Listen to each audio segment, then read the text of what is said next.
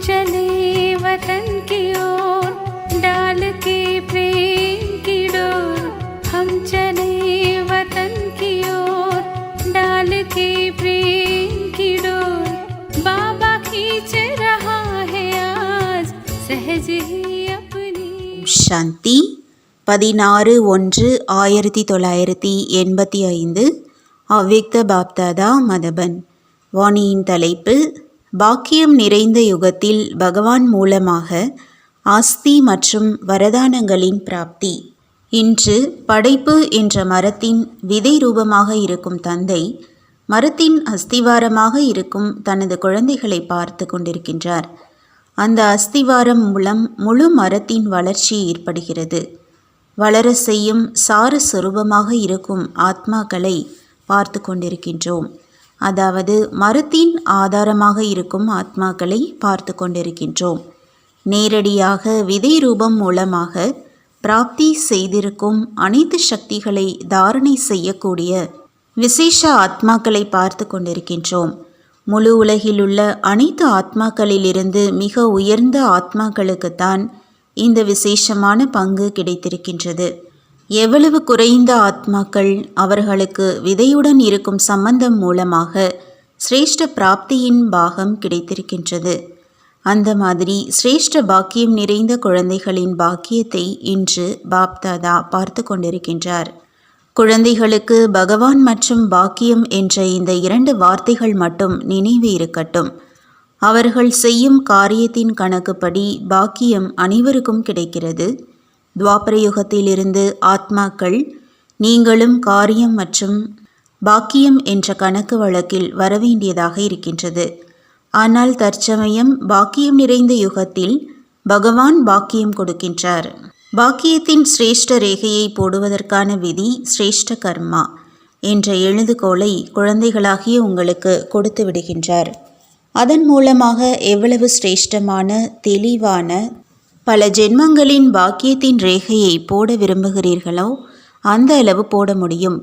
வேறு எந்த காலத்திற்கும் இந்த வரதானம் கிடையாது. இந்த நேரத்தின் வரதானம்தான் என்ன விரும்புகிறீர்களோ எவ்வளவு விரும்புகிறீர்களோ அந்த அளவு அடைய முடியும்.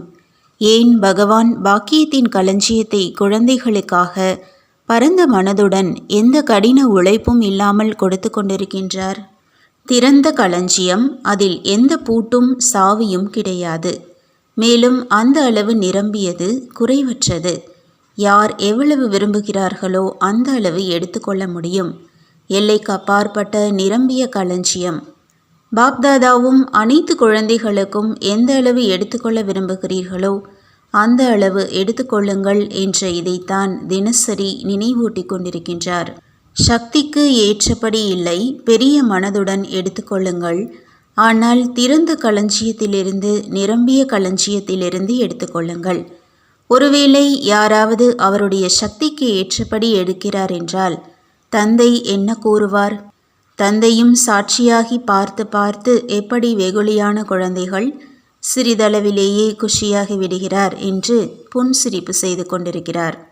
ஏன் 63 பிறப்புகளின் பக்த தன்மையின் சமஸ்காரம் சிறிதளவிலேயே குஷி அடைந்துவிடும் காரணத்தினால் இப்பொழுது கூட நிரம்பிய பிராப்திக்கு பதிலாக சிறிதளவிலேயே அதிகம் என்று புரிந்து அதிலேயே திருப்தியாகி விடுகிறார்கள். இந்த நேரம் அழிவற்ற தந்தையிடமிருந்து அனைத்து பிராப்திகளையும் அடைய வேண்டிய நேரம் என்பதை மறந்து விடுகிறார்கள். இருந்தாலும் சக்தி நிறைந்தவர்களாக ஆகுங்கள் என்று குழந்தைகளுக்கு பாப்தாதா நினைவூட்டுகின்றார். இப்பொழுது கூட மிகுந்த காலதாமதமாகவில்லை. காலம் கடந்து வந்திருக்கிறீர்கள். ஆனால் மிகுந்த தாமதத்திற்கான நேரம் இன்னும் ஆகவில்லை. எனவே இப்பொழுது கூட 2 ரூபத்தினால் தந்தையின் ரூபத்தின் மூலம் ஆஸ்தி சத்குருவின் ரூபத்தில் வரதானம் கிடைப்பதற்கான நேரம். எனவே வரதானம் மற்றும் ஆஸ்தியின் ரூபத்தில் சகஜமாக சிரேஷ்ட பாக்கியத்தை உருவாக்கி கொள்ளுங்கள். பிறகு பாக்கியத்தை வழங்குபவர் அனைவருக்கும் பாக்கியத்தை கொடுத்தார், ஆனால் நானோ இந்த அளவுதான் எடுத்துக்கொண்டேன் என்று யோசிக்க வேண்டியது இருக்காது. அனைத்து சக்திகள் நிறைந்த தந்தையின் குழந்தைகள் அவரவரின் சக்திக்கு ஏற்றபடி செய்பவர்களாக இருக்க முடியாது. எந்த அளவு விரும்புகிறீர்களோ அதை தந்தையின் பொக்கிஷத்திலிருந்து அதிகார ரூபத்தில் எடுத்துக்கொள்ள முடியும் என்பது இந்த நேரத்திற்கான வரதானம். பலகீனமானவராக இருந்தாலும் கூட தந்தையின் உதவியின் மூலமாக தைரியமுள்ள குழந்தைகளுக்கு உதவி செய்பவர் தந்தை என்ற காரணத்தினால் தற்சமயத்தையும் மேலும் எதிர்காலத்தையும் சிரேஷ்டமாக ஆக்க முடியும். மற்றபடி தந்தையின் சகயோகம் மேலும் பாக்கியத்தின் திறந்த களஞ்சியம் கிடைப்பதற்கு இன்னும் மிக குறைந்த காலம்தான் இருக்கின்றது. இப்பொழுது அன்பின் காரணமாக தந்தை என்ற ரூபத்தில் ஒவ்வொரு நேரமும் ஒவ்வொரு சூழ்நிலையிலும் துணைவனாக இருக்கின்றார். ஆனால் இன்னும் கொஞ்சம் காலத்திற்கு பிறகு துணைவனுக்கு பதிலாக பார்வையாளராகி பார்ப்பதற்கான பாகம் ஏற்படும். விரும்பினால் அனைத்து சக்திகள் நிரம்பியவராக ஆகுங்கள், அல்லது விரும்பினால் சக்திக்கேற்றபடியானவராக ஆகுங்கள். இருவர்களையும் பார்வையாளராகி பார்ப்பார்கள். எனவே இந்த சிரேஷ்டமான நேரத்தில் பாப்தாதா மூலமாக ஆஸ்தி, வரதானம், சகயோகம், துணை என்ற இந்த பாக்கியத்தின் என்ன பிராப்தி ஆகிக் கொண்டிருக்கிறதோ அதை பிராப்தி செய்துவிடுங்கள். பிராப்தி அடைவதில் ஒரு பொழுதும் அலட்சியமானவராக ஆகாதீர்கள். இப்பொழுது இன்னும் இத்தனை வருடங்கள் இருக்கின்றன என்று உலக மாற்றத்தின் காலத்தையும் மற்றும் பிராப்தியின் காலத்தையும் ஒன்றாக கலக்காதீர்கள். இந்த அலட்சிய தன்மையின் எண்ணத்தினால் யோசித்து கொண்டே இருந்து விடாதீர்கள். எப்பொழுதும் பிராமண வாழ்க்கையில் அனைத்தையும் பிராப்தி செய்வதற்கும் நீண்ட காலத்திற்கான பிராப்தி செய்வதற்கும் இப்பொழுது இல்லையேல் ஒரு பொழுதும் இல்லை என்ற மகா வாக்கியத்தை நினைவில் வையுங்கள். எனவேதான் பகவான் மற்றும் பாக்கியம் என்ற 2 வார்த்தைகளை மட்டுமாவது நினைவில் வையுங்கள் என்று கூறுகிறோம். பிறகு சதா காலத்திற்கும் பல மடங்கு பாக்கியம் நிறைந்தவராக இருப்பீர்கள். பாப்தாதா அவர்கள் இருவருக்குள்ளும் குழந்தைகள் ஏன் இந்த மாதிரி பழைய பழக்கத்தின் வசமாகி விடுகிறார்கள் என்று ஆன்மீக உரையாடல் செய்கிறார்கள். தந்தை உறுதியானவராக ஆக்குகிறார், இருந்தும் குழந்தைகள் பழைய பழக்கத்திற்கு வசமாகி விடுகிறார்கள். தைரியம் என்ற கால்களையும் கொடுக்கின்றார், இறக்கைகளையும் கொடுக்கின்றார், கூடவே பறக்கவும் வைக்கிறார். இருந்தும் மேலே கீழே ஏன் ஆகுகிறீர்கள்? மகிழ்ச்சி நிறைந்து இருக்கும் யுகத்தில் கூட குழப்பம் அடைந்து கொண்டே இருக்கிறார்கள். இதைத்தான் பழைய பழக்கத்திலிருந்து விடுபட முடியாதவர்கள் என்று கூறுவது. நீங்கள் உறுதியானவர்களா அல்லது வசப்பட்டு இருப்பவர்களா? தந்தை டபுள் லைட் ஆகுகிறார். அனைத்து சுமையையும் அவரை தூக்குவதற்கு துணையையும் கொடுக்கின்றார். இருந்தும் சுமையை தூக்கும் பழக்கம் இருப்பதினால் அவர்களே சுமையை தூக்கிவிடுகிறார்கள். பிறகு என்ன பாடல் பாடுகிறார்கள் என்று தெரிந்திருக்கிறீர்களா? ஏன், என்ன, எப்படி என்ற ஏ என்ற பாடல் பாடுகிறார்கள். இன்னொரு பாடலும் லாம் லாம் என்ற பாடல் பாடுகிறார்கள். இதுவோ பக்தியின் பாடல், அதிகாரத்தன்மையின் பாடல். அடைந்து விட்டேன். அப்படியானால் நீங்கள் என்ன பாடல் பாடுகிறீர்கள்? முழு நாளும் நான் என்ன பாடல் பாடிக்கொண்டிருந்தேன் என்று சோதனை செய்யுங்கள். பாப்தாதாவிற்கு குழந்தைகள் மேல் அன்பு இருக்கிறது. எனவே அன்பின் காரணமாக ஒவ்வொரு குழந்தையும் எப்பொழுதும் சம்பன்னமானவராக, சக்திசாலியானவராக இருக்கட்டும் என்பதைத்தான் யோசிக்கின்றார்.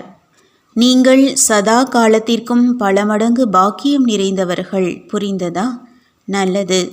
எப்பொழுதும் நேரத்திற்கு தகுந்தாற்போல் ஆஸ்தி மற்றும் வரதானத்தின் அதிகாரியாகக்கூடிய, எப்பொழுதும் பாக்கியத்தின் திறந்த களஞ்சியம் மூலம் சம்பூர்ண பாக்கியத்தை உருவாக்கக்கூடிய, சக்திக்கேற்றபடி என்பதை அனைத்து சக்திகளாக பரிவர்த்தனை செய்யக்கூடிய சிரேஷ்ட காரியங்கள் என்ற எழுதுகோள் மூலமாக முழுமையான அதிர்ஷ்டத்தின் ரேகையை போடக்கூடிய, நேரத்தின் மகத்துவத்தை தெரிந்த அனைத்து பிராப்தி சுரூப சிரேஷ்ட ஆத்மாக்களுக்கு பாப்தாதாவின் சம்பன்னம் ஆக்குவதற்கான அன்பு நினைவுகள் மற்றும் நமஸ்காரம்.